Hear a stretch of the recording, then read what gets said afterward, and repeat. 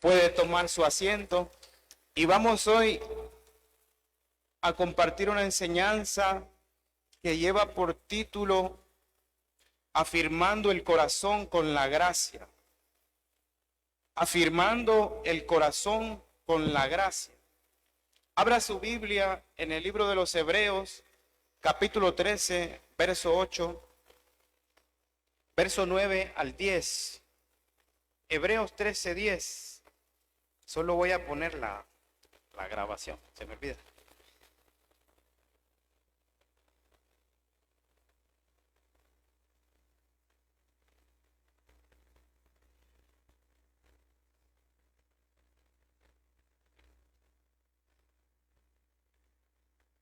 Amén. La palabra para este día entonces es afirmando el corazón con la gracia. Le dije Hebreos capítulo 13, verso 9 al 10. Dice así: no os dejéis llevar de doctrinas diversas y extrañas, porque buena cosa es afirmar el corazón con la gracia, no con viandas que nunca aprovecharon a los que se han ocupado en ellas. Versículo 10. Tenemos un altar del cual no tienen derecho de comer los que sirven al tabernáculo. Amén. Entonces el escritor de los Hebreos dice que no nos dejemos llevar de doctrinas, porque buena cosa es, dice, afirmar el corazón con la gracia, es decir, que crezcamos en el conocimiento de la gracia de nuestro Señor. Dice la palabra entonces, nosotros estemos firmes.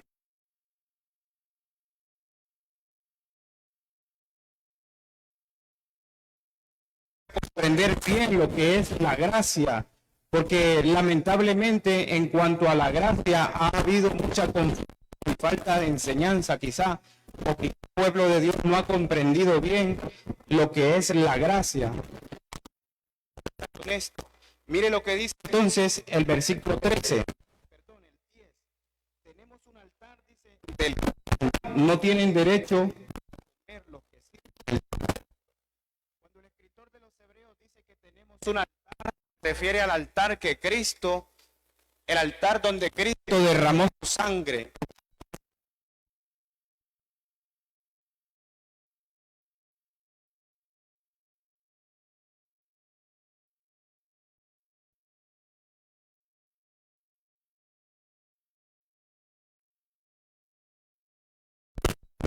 Hemos los Hebreos haciendo una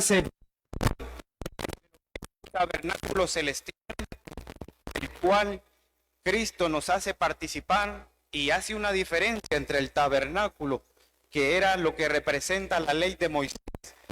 Básicamente lo que está diciendo el texto es que no podemos participar de la gracia y de la ley al mismo tiempo. Lo vuelvo a leer de nuevo para que lo entiendan. Versículo 10. No tenemos un altar del cual... tenemos un altar, dice, del cual no tienen derecho de comer los que sirven en el tabernáculo. El tabernáculo representa la ley de Moisés, representa el tabernáculo que Moisés levantó y donde vino la ley.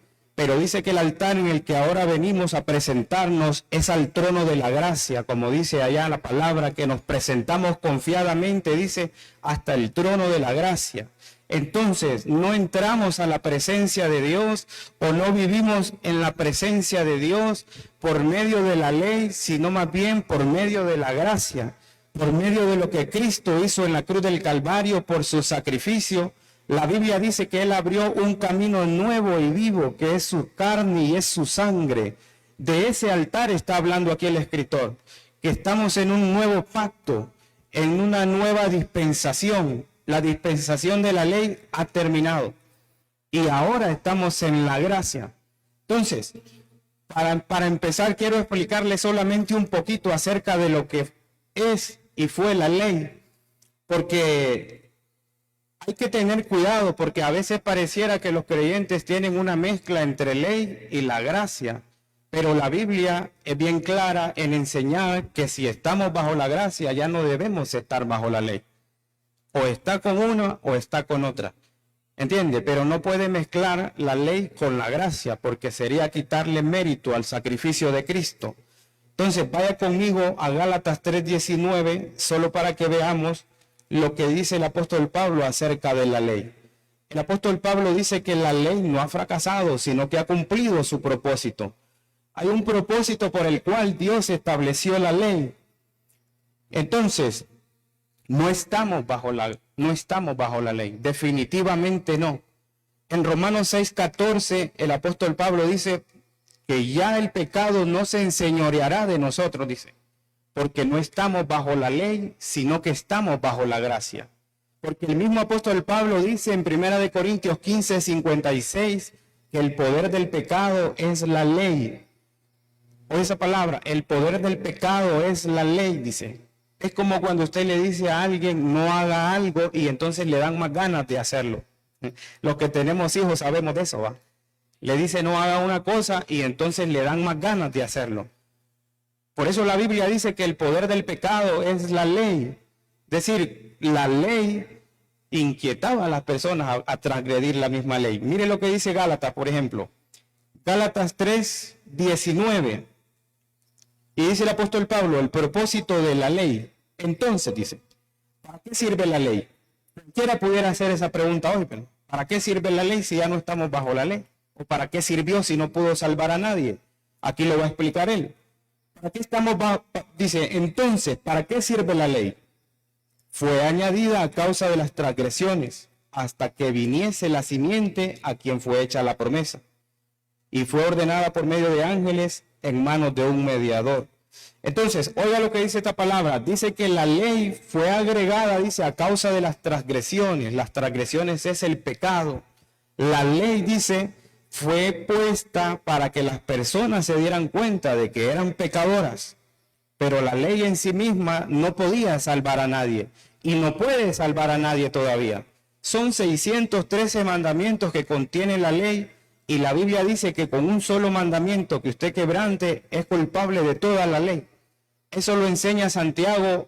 Santiago 2:10 dice que el que guardare toda la ley, dice, pero ofendiere en un punto, se hace culpable de toda la ley.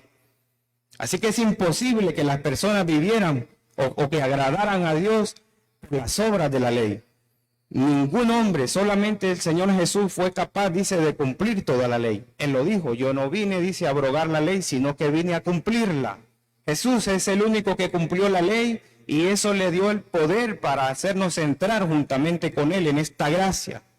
Entonces, oiga lo que dice esta palabra. ¿Hasta cuándo estaba vigente la ley? Aquí lo dice claramente, hasta que viniese la simiente a quien se le hicieron las promesas, dice.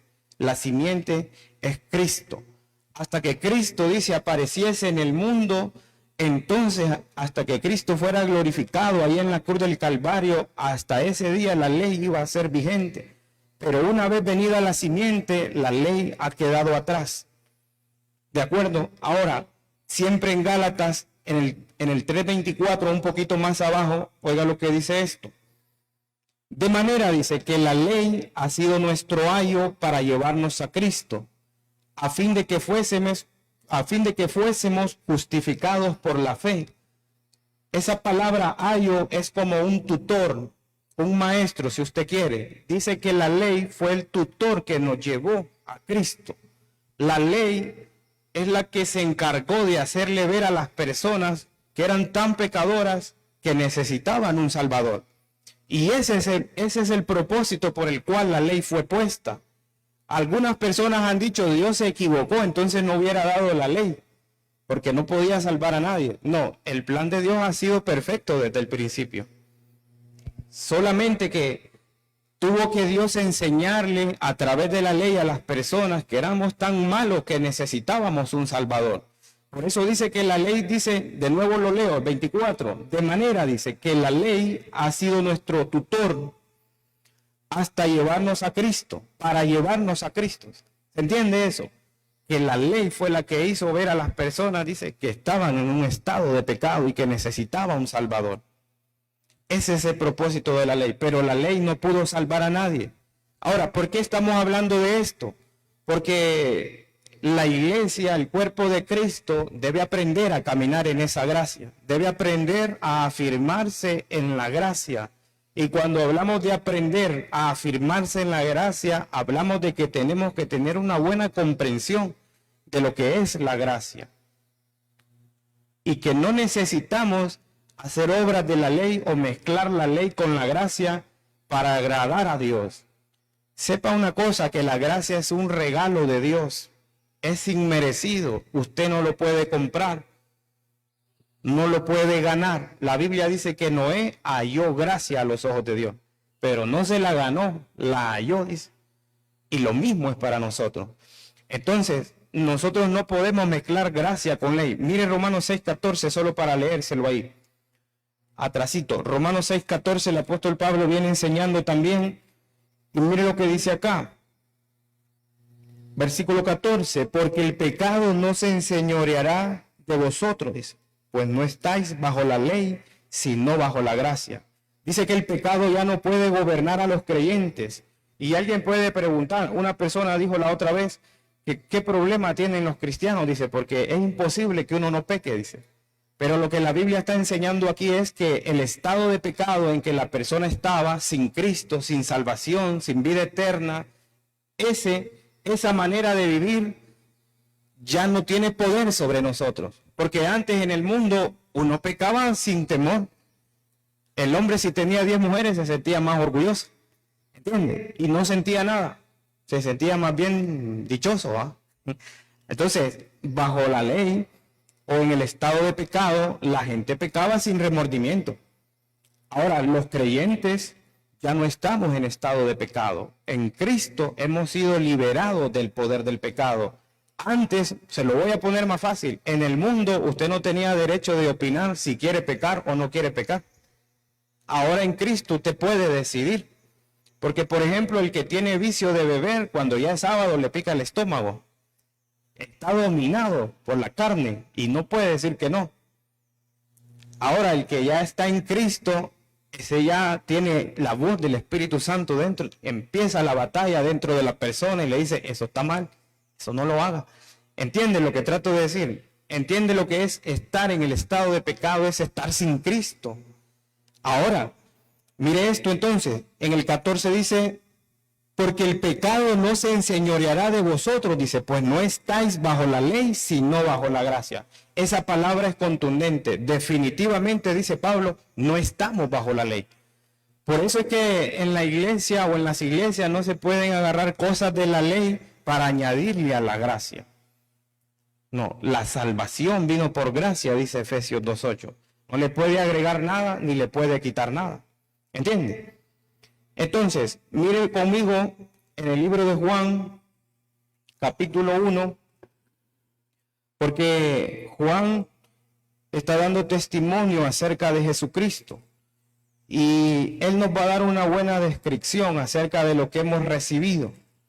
Mire conmigo entonces Juan, capítulo 1.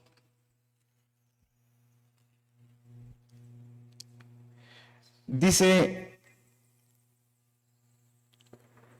Juan dio testimonio, desde el 15 podríamos leerlo. Juan dio testimonio de él, de Cristo, ¿verdad? Y clamó diciendo, este es de quien yo decía, el que viene después de mí es antes de mí, porque era primero que yo. Ahora, verso 16, porque de su plenitud, dice, tomamos todos y gracia sobre gracia. Por esa palabra, qué hermosa, dice que de la plenitud de Cristo tomamos todos, dice, y gracia sobre gracia. Entonces el pasaje menciona dos gracias. Una gracia, la primera es la gracia que nos salvó, no por obras de justicia que nosotros hubiésemos hecho, dice la Biblia, sino que esa es la gracia que menciona Efesios 2:8, por gracia sois salvos, y esto no es de vosotros, pues es un don de Dios. Fue un regalo, la salvación no es algo que usted se puede ganar, es un regalo de Dios. Dice que a través de Cristo vino la gracia. El mismo pasaje nos lo dice el 17, porque la ley por medio de Moisés fue dada, dice, pero la gracia y la verdad vinieron por medio de Jesucristo. Ahí está la palabra. Dice que la gracia y la verdad vinieron por medio de Jesucristo. Significa que cuando usted recibió a Cristo en su corazón, también recibió la gracia de Dios, recibió la gracia de Cristo, dice. Y no solamente una gracia para salvación, sino que también gracia sobre gracia. Lo que significa eso es que una vez usted recibió a Cristo por gracia, porque Dios es bueno y por su misericordia, por su bondad, Dios lo rescató de su manera de vivir, y esa es esa primera gracia. Pero la segunda gracia es la que te hace estar firme en el camino del Señor. Nadie está firme en el Señor porque hace obras. Y que quede claro que no estoy hablando en contra de las obras, ¿verdad? Eso tiene su lugar dentro de la vida cristiana, pero tiene un orden. Pero en cuanto a mantenerse salvo, no puede añadirle nada más. En cuanto a agregarle al sacrificio de Cristo, no puede agregarle más. La Biblia dice que usted puede adornar la doctrina, dice, pero no le puede agregar nada a la obra de la cruz. En Hebreos 10:14 dice que fue una obra perfecta la que se hizo ahí en la cruz. Porque por medio de una obra perfecta, de una ofrenda perfecta, dice que hizo perfectos a los santificados en él. Entonces, no se le puede agregar nada. Ahora, vuelvo acá. Verso 16, porque de su plenitud, dice, de su abundancia, de todo lo que él tiene, de toda su provisión, nosotros tomamos. No es un secreto que a nosotros nos faltan un montón de cosas.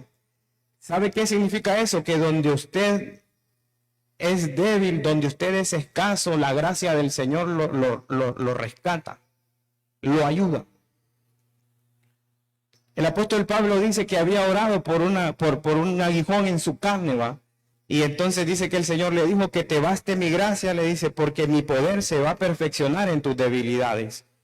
Cuando nosotros aprendemos a reconocer, voy entrando a la enseñanza, porque esto es lo que significa estar en la gracia. Primero se recibe por fe. Usted recíbalo por fe.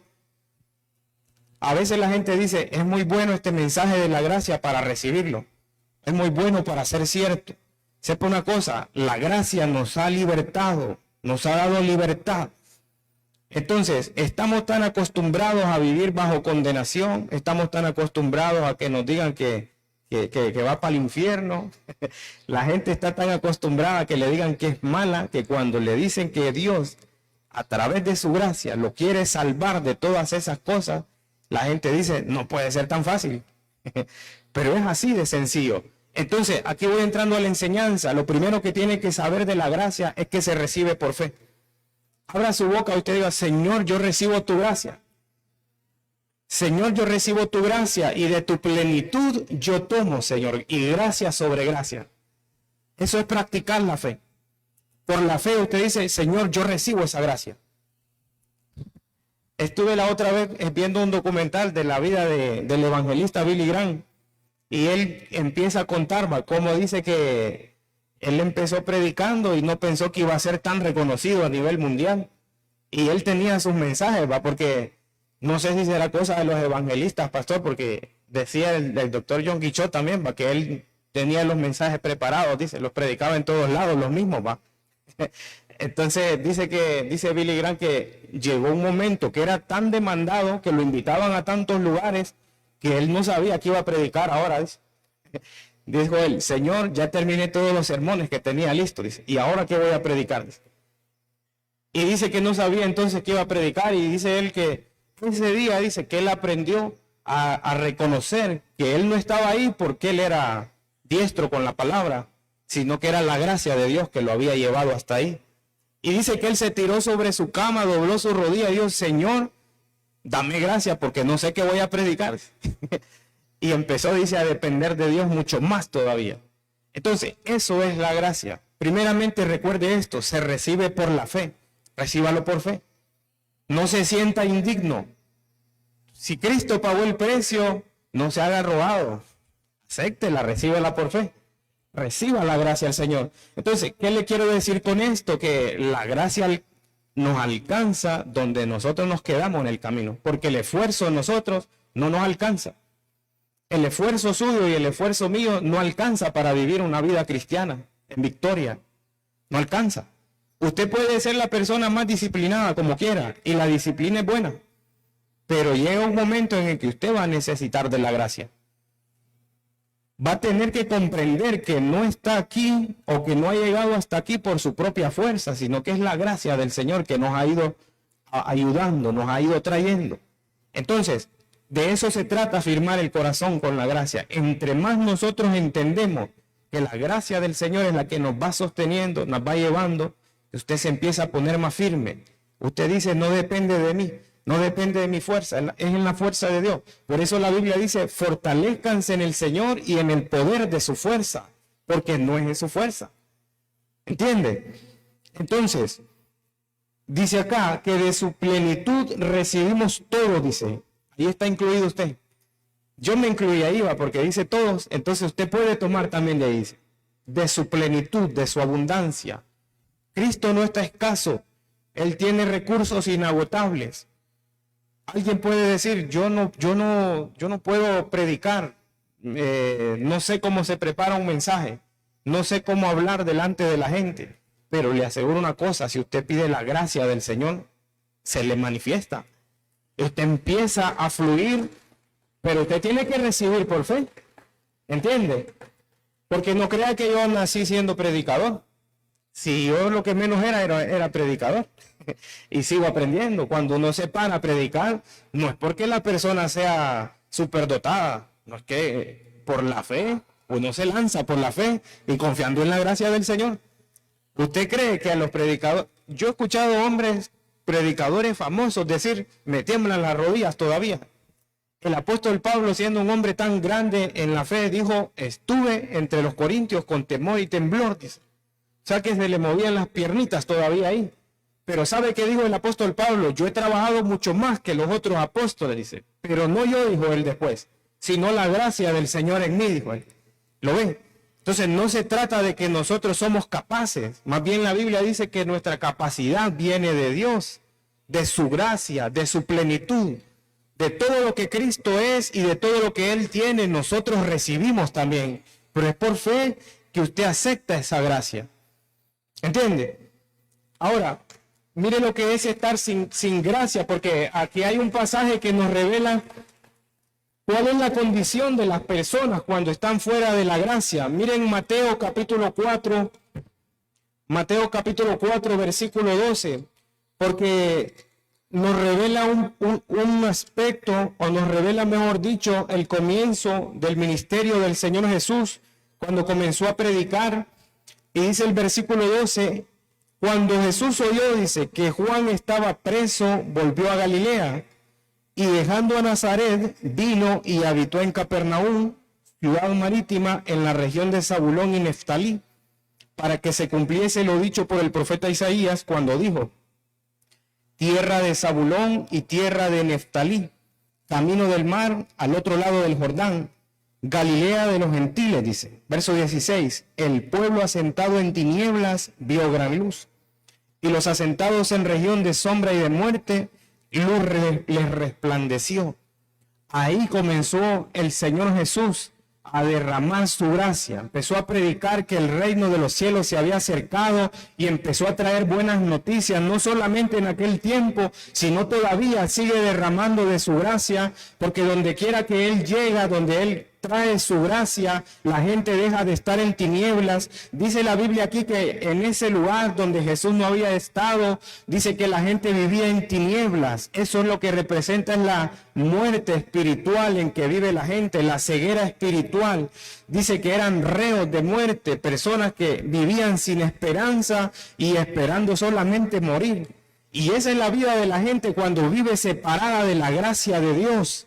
Y no puede ser que el pueblo de Dios vuelva a caer en esa tiniebla por desconocer el regalo de la gracia. Yo no sé si usted alguna vez experimentó la gracia del Señor, pero cuando yo leí este pasaje, yo me transporté al día en que yo conocí a Cristo en mi casa.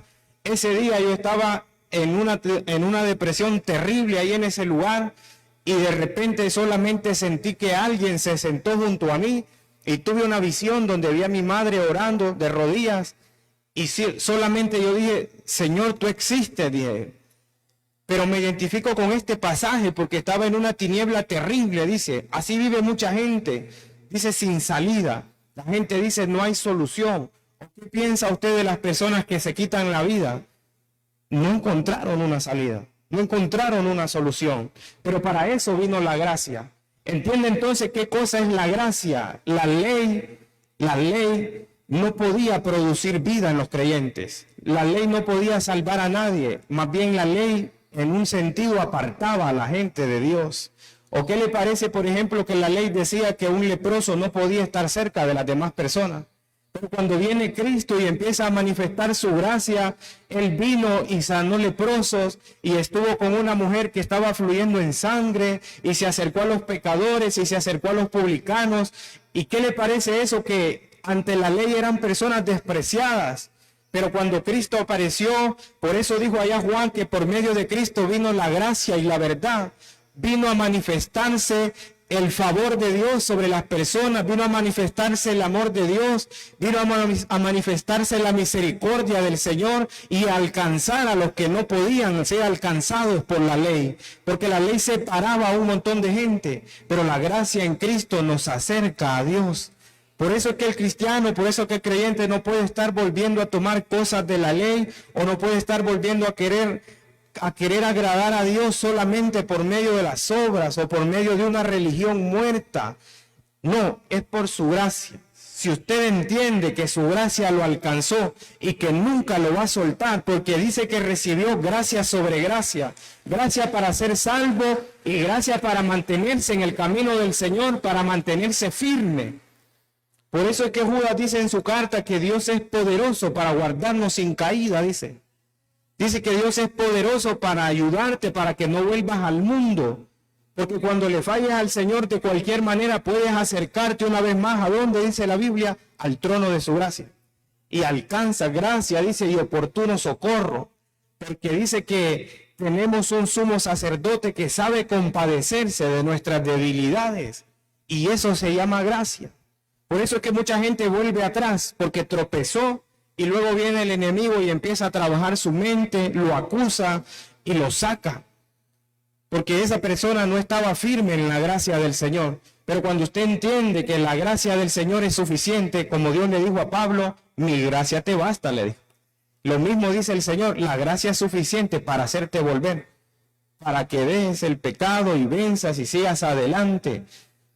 ¿Entiende? Estaban, dice, sentados en sombra de muerte, esperando solo la muerte, pues, prisioneros, pero luz resplandeció, dice, luz resplandeció. Ahora, vaya siempre conmigo a Gálatas 5, porque hay cosas que hay que saber también acerca de la gracia. Siempre enseñamos que los extremos son malos y hay que moverse dentro de la palabra, donde la palabra nos deja libertad, nosotros hay que ser conforme a la palabra. Entonces, dice la Biblia, por ejemplo, que a libertad fuimos llamados. Aquí lo va a ver conmigo, Gálatas 5:13. El problema de las iglesias en Galacia es que estaban volviendo a judaizarse. Dice el apóstol Pablo que estaban dejando su primera fe y estaban volviendo a querer agradar a Dios a través de las obras de la ley. Estaban volviendo a guardar los mandamientos. Y con esto ya voy a empezar a explicarle un poco más. No es que la ley ya no funciona. Usted no puede decir, por ejemplo, que ya no es pecado matar. Eso sigue siendo un pecado. Pero lo que ha cambiado es la forma en la que se obedece la ley. El profeta dice que Dios escribiría su ley en sus corazones y andaríamos en sus caminos. Entonces, se cumple, pero de otra manera, no por fuerza, no por amenaza o por miedo a un castigo, sino por agradecimiento a su gracia que fue derramada en nuestras vidas. Entonces, mire lo que dice en Gálatas 5:13. Porque vosotros, hermanos, dice, a libertad fuisteis llamados, dice, solamente que no uséis la libertad como ocasión de la carne, sino servidos por amor los unos a los otros. Entonces, claramente el apóstol Pablo da una advertencia y hay dos cosas que señalar en este pasaje. Primero es que la gracia no es legalismo. En la gracia no hay legalismo. Dice Pablo, vosotros, dice, a libertad fuisteis llamados. No nos sacó Dios de una esclavitud para ponernos en otra esclavitud. La única esclavitud que uno toma en el Nuevo Testamento es voluntaria y es una esclavitud para servirle a Cristo, pero es voluntario. Ahora, Dios no nos sacó, dice, de una esclavitud para meternos en una esclavitud. Fíjense lo que dice acá. Porque vosotros, hermanos, dice, a libertad fuiste llamados. Ahí está claro. Entonces, el legalismo no tiene cabida en la gracia. Con eso uno debe ser cuidadoso, porque en el Nuevo Testamento hay muchas cosas que la gente hace, pero no necesariamente puede imponerle a alguien, a usted algo. Porque, por ejemplo, el apóstol Pablo en el capítulo 14 de los Romanos trata acerca de los débiles en la fe, y ahí trata, por ejemplo, el asunto de la comida. Dice Pablo, unos dicen que hay que comer de una cosa y otros dicen que no hay que comer, dice. Otro dice que hay que guardar un día, dice, de reposo, y otro dice que no hay que guardarlo, dice. Entonces dice el apóstol Pablo, cada uno esté convencido en su propia mente en cuanto a esas cosas. Es decir, si alguien quiere guardar el sábado, guárdelo, no hay problema, pero no intente obligar a alguien, porque no estamos bajo la ley. ¿Entiende? No estamos bajo las obras de la ley. Porque, por ejemplo, hay un grupo que enseña que se tiene que guardar el sábado a obligación, pero en la gracia no es así.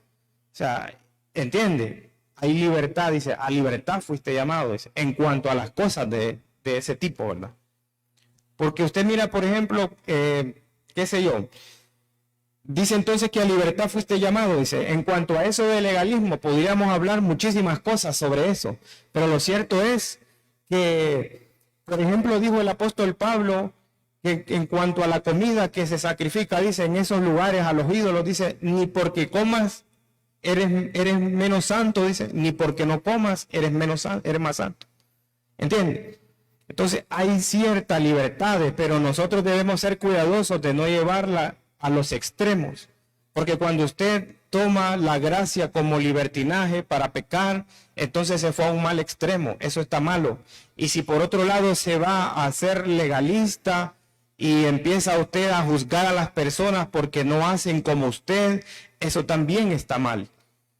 ¿Entiende? Dice que a libertad fuimos llamados.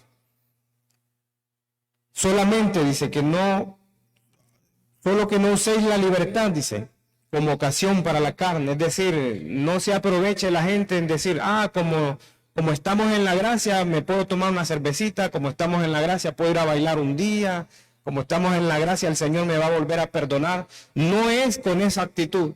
En Romanos 6, el apóstol Pablo dice que no debemos perseverar en el pecado solamente porque existe la gracia, sino que uno debe vivir una vida equilibrada. Pero eso usted lo va consiguiendo a medida que va teniendo revelación de lo que es la gracia, y por agradecimiento, porque usted entiende de dónde Dios lo ha traído, de dónde Dios lo ha liberado, lo ha sanado, lo ha rescatado. Usted empieza a obedecer a Dios, pero no porque lo obligan. No sé si me entiende. Entonces dice que en la gracia no hay lugar para el legalismo. Eso es peligroso. ¿Sabe por qué es peligroso? Aquí siempre en Gálatas 5:4 el apóstol sigue hablándole a los Gálatas, y oiga lo que les dice. En el versículo 4 dice, de Cristo desligasteis los que por la ley os justificáis.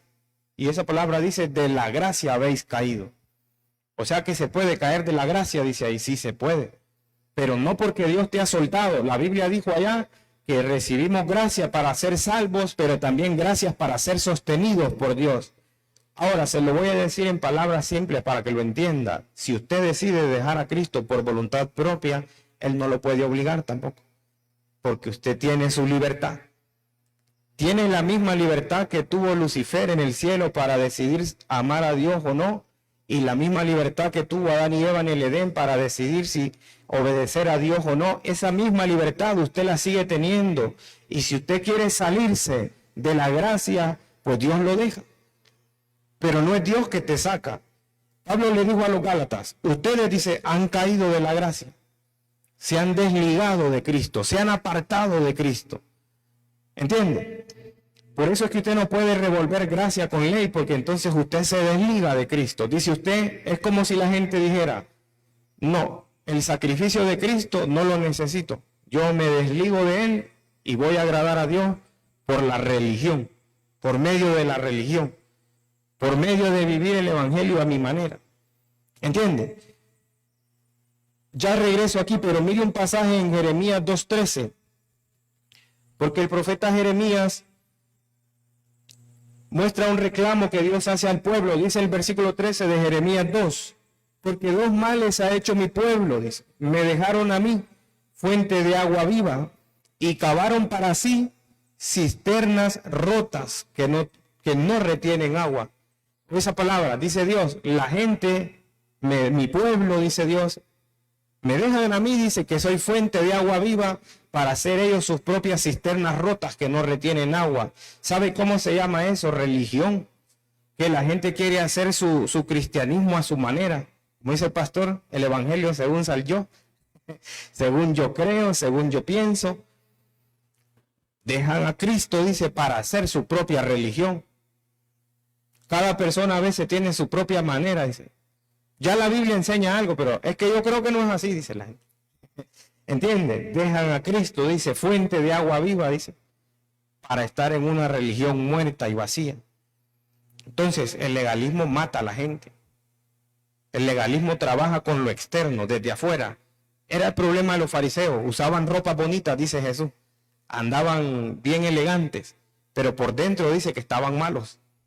Entonces, eso es legalismo, eso es religión. En la gracia nosotros no funcionamos así. La gracia trabaja de adentro hacia afuera. Trabaja con tu corazón y te lleva a obedecer la ley porque tu corazón ha sido transformado. ¿Entiende? Por eso es que la palabra dice aquí que el apóstol Pedro dice que crezcamos en la gracia, que crezcamos en conocer la gracia. ¿Qué es lo que hemos recibido? ¿Cómo es que Cristo nos salvó y cómo es que su gracia nos sostiene? Entonces, dice Pablo que los gálatas habían caído de la gracia, dice, porque estaban volviendo a las obras de la ley. Entonces no puede ser que por ejemplo, nosotros cuando recibimos a Cristo no sabíamos nada ni siquiera de la Biblia. Pablo les dijo a ellos, ¿ustedes recibieron al Espíritu Santo por la fe o por las obras de la ley? Entonces fue por la fe. Igual nosotros por la fe la primera vez, por su gracia, recibimos a Cristo. Entonces por su gracia usted entienda que por eso es que nos mantenemos en Cristo. Ahora, mire Colosenses 2. En Colosenses 2:20 el apóstol Pablo sigue tratando con este tema y viene enseñando que estaban teniendo el mismo problema ahí. Algunas personas estaban criticando a los creyentes de aquel entonces por aspectos de la ley, porque algunos no guardaban el sábado, por ejemplo, porque algunos no comían de la comida que era bajo la ley. Entonces estaban teniendo otro tipo de problemas. Mire, por ejemplo, Colosenses 2:20. Pues si habéis muerto con Cristo, dice, en cuanto a los rudimentos del mundo, ¿por qué? Como si vivieseis en el mundo os sometéis a preceptos. Tales como, dice, y va a mencionar qué preceptos son esos. No manejes, ni gustes, es decir, no prueben esas comidas. Esa gente que dice no tome café. No, esta semana dijeron que no comieran carne el viernes porque era malo. ¿Se entiende? La Biblia enseña bien sobre estas cosas. ¿Se fija? Oiga esa palabra, dice. ¿Por qué dice si ya estamos en Cristo? Si ya estamos en la gracia del Señor. Si estamos ligados a Cristo. Si hemos recibido por la fe su sacrificio y su gracia. ¿Por qué dice la gente tiene que someterse a este tipo de cosas? ¿Como cuáles? Dice, no manejes, es decir, no hagas, ni gustes, no pruebes. Eso de que le prohíban comer cerdo a la gente, por salud uno tiene que controlarse también, va. Yo sé que el cerdo es rico, a mí me gusta, va. Pero por ejemplo, no tiene nada que ver con su salvación. ¿Entiende? Entonces dice, verso 22, en conformidad, dice, estas cosas que mencionamos están conformadas, dice, a mandamientos y doctrinas de hombres, cosas que todas se destruyen con el uso. Oye este versículo 23 porque es contundente. Dice el 23, tales cosas tienen a la verdad cierta reputación de sabiduría en culto voluntario y en humildad y en duro trato del cuerpo. Pero oiga lo tremendo, dice, pero no tienen valor contra los apetitos de la carne. ¿Entiende esa palabra? Dice que usted puede hacer muchas cosas externas, pero esas cosas no tienen valor contra los apetitos de la carne. Por eso es que usted puede ver un predicador bien elegante, bien vestido, ¿entiende? Pero eso no significa que no puede ser tentado si no se ha firmado en su corazón. Porque solamente por lo externo, alguien no puede luchar con el pecado. Por ejemplo, vamos a ver, me metí a rollo, pero aquí voy. Señor, dame de tu gracia. Dame gracias, Señor, para explicar esto. Por ejemplo, le voy a poner un ejemplo. Puede que una persona use el velo y eso está bien, tiene libertad para hacerlo. Pero según yo entiendo, el velo es sujeción al esposo, ¿verdad? Pero imagínese que la persona usa el velo en la iglesia, pero en la casa se escapa de darle golpe al marido. Entonces no tiene sentido. ¿Entiende? Usa el velo, pero eso no le da poder contra esa parte de su carne que no quiere sujetarse, por ejemplo, a su esposo. No sé si me entiende un poco ahí. ¿Me entiende? ¿Qué le quiero decir con eso? Perdónenme las mujeres, no lo digo por nadie, ¿va? Pero solo estoy enseñando. Pero imagínense que una mujer usa la falda más larga, pero tiene la lengua más grande. ¿Entiende? La ropa no le da poder contra los apetitos de la carne, dice. ¿Entiende esa parte? O sea, es importante, ¿verdad? Que uno tenga ¿cómo le dice la palabra? Su modestia, ¿va? Pudor, esa es la palabra. Es importante. Eso está dentro. Claro que sí. Pero el problema del legalismo es que usted puede andar bien vestidito, pero por dentro puede estar engusanado. ¿Entiende lo que trato de decir? Por eso es que hay que afirmar, dice, el corazón con la gracia. Porque cuando usted entiende bien la gracia, usted no llega a estos extremos. No llega a ser ni liberal como aquel hombre en Corintios que estaba dentro de la iglesia y vivía con la madrastra. Oiga, eso qué tremendo. ¿Qué clase de cristiano será? ¿Entiende? Eso es libertinaje. Dice la Biblia que ahí había un hombre que vivía con la mujer de su padre. Eso es libertinaje. Lo llevó al exceso. Eso es peligroso. No piense usted que puede ser muy espiritual para que ya el pecado no lo alcance o para que la tentación no lo alcance. Entonces, uno tiene que andar en el centro, pues. Ni siendo un legalista, ni siendo un libertino. Es peligroso. ¿Entiende? Porque dice, por ejemplo, en cuanto a reglas y cosas así, que no tienen poder contra los apetitos de la carne. Es tremendo, ¿va? Dice entonces, lo vuelvo a leer, por si no le quedó claro, dice. Pues si habéis muerto, dice, con Cristo. Si nosotros ya morimos en Cristo, es que estamos en Cristo. Es decir, estamos en la gracia del Señor. Si habéis muerto, dice, con Cristo, en cuanto a los rudimentos del mundo, ¿por qué como si vivieseis en el mundo os sometéis a preceptos? Dice, ahí está la palabra. Usted no puede dejarse someter por preceptos del mundo, dice. A mí me dijo una mujer un día, ¿y usted come nacatamales en Navidad? De sobra, le digo, como bastante, le digo. Usted es un gran pecador, me dice, porque eso están celebrando no sé a quién. Yo no estoy celebrando a nadie, yo estoy comiendo un nacatamal porque solo en esa temporada hace mi mamá, le digo. ¿Entiende? Pero yo no dejo que nadie me juzgue. Yo no ando juzgando al que no come. Si no quiere comer, está bien, no cómalo. Pero no intente juzgarme, porque no me voy a someter. La Biblia me dice que no me someta. ¿Entiende? Porque otra mujer me dijo, ¿y usted por qué anda con calzonetas? Entonces, ¿cómo voy a andar, por ejemplo, cómo voy a andar con un saco en la casa con este calor? ¿Quiere que agarre fuego? O sea, ¿entiende, va? Vuelvo a lo mismo, no se trata de que usted va a andar ahí enseñando lo que no debe, ¿verdad? Pero se trata de que usted se comporte con dominio propio, ¿verdad? Con honestidad. Pero tampoco uno puede caer en esos excesos, pues, porque le quita su libertad. Imagínense que ni Dios le quita la libertad a usted y otras personas se la quieren quitar. Pues esa mujer me dijo, usted está cometiendo un gran pecado comiendo nacatamales en Navidad, me dice, porque le están celebrando a Tamuz, me dijo ella. Pues yo no sé, ¿y entonces usted qué come en Navidad? No, yo como frijoles, me dice. Pues disfrútelo, le digo, porque yo voy a disfrutar mis nacatamales. ¿Entiende? Pues, ¿entiende este tipo de cosas, va? Que uno debe ser sano en la fe, pues. Pablo le dijo Tito que a los cretenses, dice, los reprendiera duramente para que fueran sanos en la fe. Entonces uno tiene que ser sano en la fe, pues. Debe conocer la palabra para ver hasta dónde usted tiene libertad. Porque ya le digo, no puede ser usted una persona que se cree tan espiritual que dice, me voy a tomar una cerveza y no me va a hacer daño. Y ya después no lo mira en el culto porque se internó en el bar. No lo volvimos a ver al hermanito tal, dice. Porque son personas que han llevado la gracia al extremo. Pero no es así. Ya le digo, entre más usted va conociendo acerca de la gracia, usted se va afirmando más. Se va afirmando más, se va afirmando más. Hasta que usted llega a un punto que usted obedece a Dios, no por obligación. Fíjense, por ejemplo, que el rey David tuvo un encuentro con la gracia. La Biblia dice que David cometió unos pecados terribles, asesinato y adulterio, pero después de eso fue restaurado. Y fíjense que la Biblia dice que él era un hombre conforme al corazón del Señor. ¿Y sabe por qué tipo de cosas el rey David era un hombre conforme al corazón del Señor? Porque David era un hombre que quería agradar a Dios.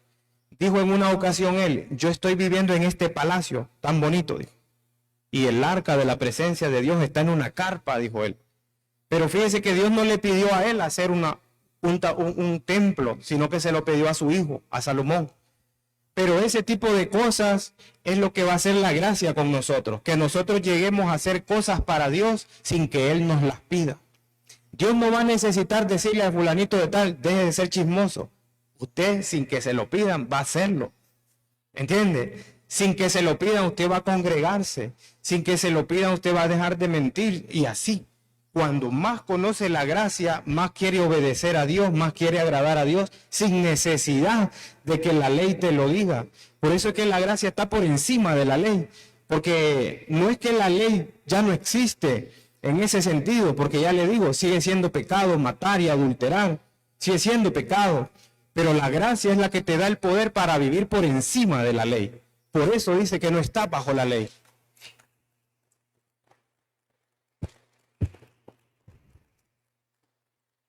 Amén.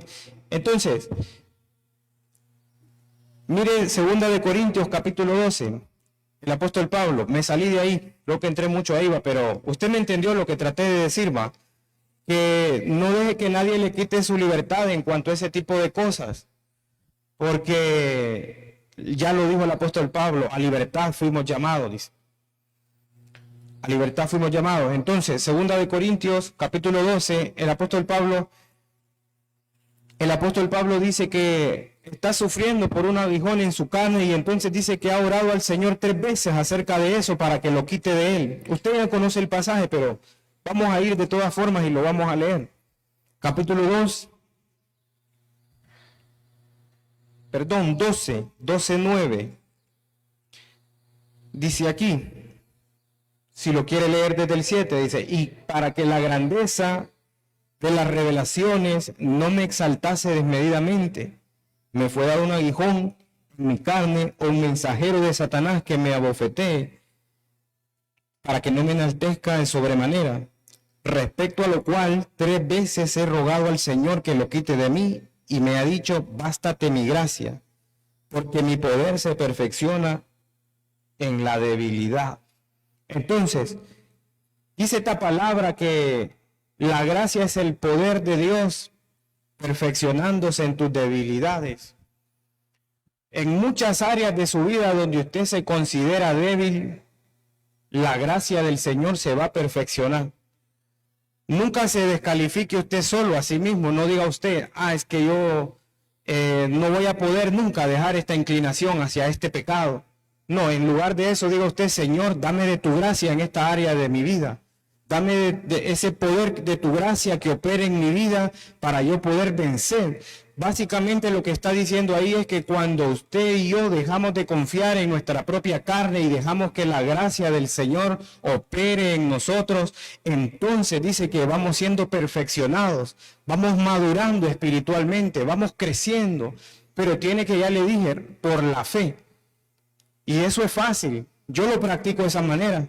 Señor, dame gracia en esta manera. Yo soy enojado, aquí me mira. Que el Señor reprenda al diablo, va, pero es la verdad, a veces me enojo, va. Entonces yo he dicho, Señor, de tu plenitud, de lo que a ti te abunda, de tu mansedumbre, de tu gentileza. Dame de esa gracia a mí también. Y está funcionando. Está funcionando. Porque necesito en esa parte de mi vida la gracia del Señor. Porque yo por mis propias fuerzas he tratado de hacer muchas cosas y no he podido. Siempre se encuentra usted con que usted no tiene la suficiente fuerza para dejar de hacer algo. Necesita la gracia. Y el Señor dice en este pasaje, mi gracia es suficiente, te basta y te alcanza y te sobra, pero tiene que pedirla por fe. Entonces es fácil, yo no sé cuál área de su vida usted necesita la gracia. Ya recibió la gracia para salvación, ahora pida sobre esa gracia la otra gracia. Señor, dame gracia en esta área de mi vida porque necesito de tu plenitud, de lo que tú tienes, yo necesito en mi vida. Pero pídalo por fe y recíbalo por fe. Así de fácil es. ¿Entiende? Voy a terminar aquí en el libro de Tito. No sé si me entendió, pero voy a terminar aquí en el libro de Tito. Después de Timoteo está la carta a Tito. Y dice Tito 2:10. Mírelo acá. Leámoslo desde el 10 entonces. Dice, no defraudando. Vamos a ver. El 11, perdón, dice el 11. Porque la gracia de Dios se ha manifestado para salvación a todos los hombres. ¿Y por quién vino la gracia? Dice, por Cristo. Allá lo dijo Juan. La gracia y la verdad vino por Jesucristo, dice. Entonces, aquí dice el apóstol Pablo, que la gracia de Dios se ha manifestado a todos los hombres. La gracia de Dios se manifestó en usted y se manifestó en mí, y por eso estamos aquí. Entonces, si ya recibimos la primera gracia, también puede recibir la segunda gracia. ¿Entiende? Gracia para salvación y gracia para permanecer en el Señor. Porque la gracia de Dios se ha manifestado para salvación a todos los hombres, dice. Y oiga lo que hace la gracia. Porque esta es la diferencia entre la gracia y la ley. Dice que la gracia te enseña. La ley simplemente le decía, no haga esto, no haga esto, no haga aquello. Pero la gracia te enseña, dice. Enseñándoos que renunciando a la impiedad y a los deseos mundanos vivamos en este siglo sobria, justa y piadosamente, aguardando la esperanza bienaventurada y la manifestación gloriosa de nuestro gran Dios y Salvador Jesucristo. Pero hoy esa palabra dice que la gracia es la que te va a enseñar a renunciar a la impiedad. Esa palabra de que te va a enseñar a renunciar es que por voluntad propia uno va a dejar de pecar, por ejemplo. Uno va dejando de hacer cosas que sabe que a Dios no le agradan. No porque la ley se lo dijo, sino porque la gracia le enseñó. ¿Entiende? La gracia trabaja de adentro hacia afuera. Le voy a dar un ejemplo bien sencillo para eso. La gracia es obedecer por amor. Por ejemplo, aquí muchos somos padres. Le pongo un ejemplo bien sencillo para que lo relacione con esto. Podemos darle a nuestros hijos con la faja, con el palo, con el cable, como quiera, hasta con el puño si la gente quiere hacerlo. Pero va a llegar un tiempo en que usted ya no le va a poder dar, porque van creciendo. Llega un día en que viene el muchacho ya alto, grande, y le agarra la faja aquí. A mí ya no me vuelve a pegar, dijo un hombre una vez. A mí ya no me vuelve a pegar porque yo ya soy un hombre, dijo. Hasta ahí llegó la ley. Pero cuando llega la gracia, cuando usted en su hijo no solamente siembra la vara, sino que también siembra amor, dice Cantares 8:6, que fuerte como la muerte es el amor. Así que el amor es irresistible. Y entonces el muchacho ya no obedece porque le dan con el garrote, sino que obedece porque ama a su padre, porque lo honra, porque lo respeta. ¿Entiende la diferencia? Y la ley no puede hacer eso, pero la gracia sí puede hacer que nosotros amemos a Dios por voluntad propia. Entonces, usted renuncia a los deseos mundanos, como ahí dice, porque está siendo enseñado por la gracia. No sé si me entendió, pero trato de explicarle que si nosotros no vivimos bajo la gracia, difícilmente vamos a poder obedecer a Dios. Porque yo le voy a hacer una cosa, Dios le dio mandamientos a Israel y ellos dijeron, sí Señor, todos los vamos a cumplir, dice. Hasta juraron un montón de maldiciones, va pastor. Juraron un montón de maldiciones y dijeron, toda la ley que nos manden la vamos a cumplir, y no la cumplieron. Lo siguiente que tenían ahí era un becerro de oro. ¿Entiende? La ley no pudo hacer que ellos obedecieran a Dios. Pero la gracia que ha sido derramada en nosotros nos va enseñando a renunciar. Es decir, por amor a Dios, entre más uno crece en su revelación personal sobre la gracia, entre más comprendemos de dónde el Señor nos ha sacado, cómo nos ha guardado. Yo siempre le doy gracias al Señor porque digo yo, la verdad es que solo por la misericordia del Señor estamos aquí. Porque hay gente que se va por mucho menos de las iglesias. Y a veces usted pasa unas pruebas bien difíciles. ¿Entiende? Es porque la gracia de Dios ha trabajado en usted. Lo ha guardado, lo ha sostenido. Entonces, voy a parar ahí. No sé si entiende esta palabra. Quiero que usted se lleve en su corazón que no estamos bajo la ley. Mire, varias cosas le dije hoy. Definitivamente no estamos bajo la ley. No puede mezclar la ley con la gracia. No puede, dice nadie, quitarle su libertad. Y usted tampoco puede quitarle su libertad a nadie. Porque ese es un problema que hay en el pueblo de Dios. Si yo no pienso como el otro, pues entonces estamos pleiteando. Pablo en Romanos 14 dice que hay que recibirse, dice. Pero no para contender sobre opiniones, dice. Que hay que recibir al débil en la fe. Puede que para alguien yo sea débil en la fe por usar una calzoneta. Puede que para alguien yo sea débil en la fe por comerme una catamal el 24 de diciembre. ¿Entiende? Pero Pablo enseña que hay que recibirnos, dice, los unos a los otros y no dejar que nadie le quite su libertad. Entonces, no lleve la gracia al extremo de ser un legalista, ni tampoco al extremo de ser una persona que anda coqueteando con el pecado. Porque eso es peligroso. La Biblia dice que el que cree que está firme, tenga cuidado que no se vaya a caer, dice. Porque a veces la gente se quiere pasar, va, de confianzuda. Y el diablo no anda jugando a ser diablo. Entonces, mejor es mantenernos en la gracia, en la sana enseñanza. Como dijo ahí al principio, no sea movido usted por cualquier viento de doctrina, porque ahora con las redes sociales, la gente recibe doctrina por todos lados. Pero tiene que saber si en verdad estamos en la gracia. ¿Entiende? Entonces, vamos a darle gracias al Señor por esta palabra. Hoy no se puede quejar, mire, tempranito. Le damos gracias al Señor por esta palabra. Puede ponerse de pie y por la fe, hermano, atrévase. Dígale, Señor, dame de tu gracia. Yo no conozco en qué áreas usted necesita de esa gracia del Señor sobre su vida. Pero usted dígale, Señor, dame de tu gracia porque yo necesito de ti. Solamente tiene que